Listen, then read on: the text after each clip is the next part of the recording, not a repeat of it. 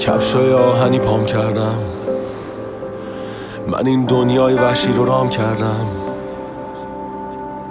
مشکلاتو میذارم زیر پا، میرم بالا، من مثل بالگردم. هر کجا مشکلا بزرگ شد، من سعیمو زیاد کردم. حتی توی بدترین شرایط بازم به خودم اعتماد کردم.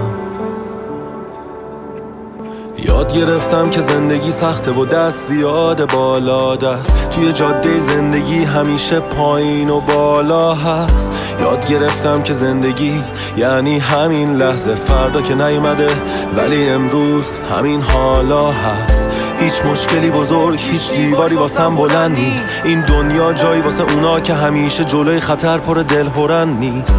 یاد گرفتم که روی پای خودم وایسم، چون موقع سختی ها دیگه هیچ کس دورم نیست. نمیرم عقب حتی یه قدم، من جلو دردا هیچ وقت کوتاه نیومدم.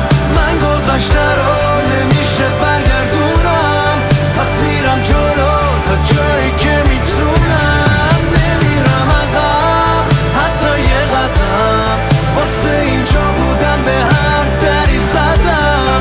من گذشته رو نمیشه برگردونم، پس میرم جلو تا جایی که میتونم.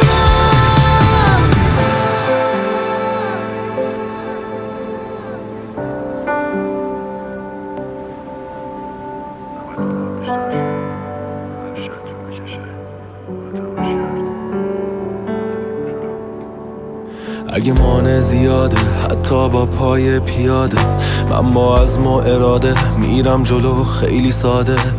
این دنیا واستا به رفتار خودت، غمگین باشی غمگینه و شاد باشی شاده. همه ی فکر و ذکرم اینه یک کم تغییر بدم خودمو، چون نمیشه که تغییر داد دنیا رو. یه وقتایی یه زخمایی نمیکشه ولی قوی تر میکنه ما رو. همه توی حرفا میگن دوست دارن که مشکلا حل شه، ولی واسه این کار میخوان یه نفر دیگه نفر اول شه. واسه تغییر واسه هر چی از خودت شروع کن.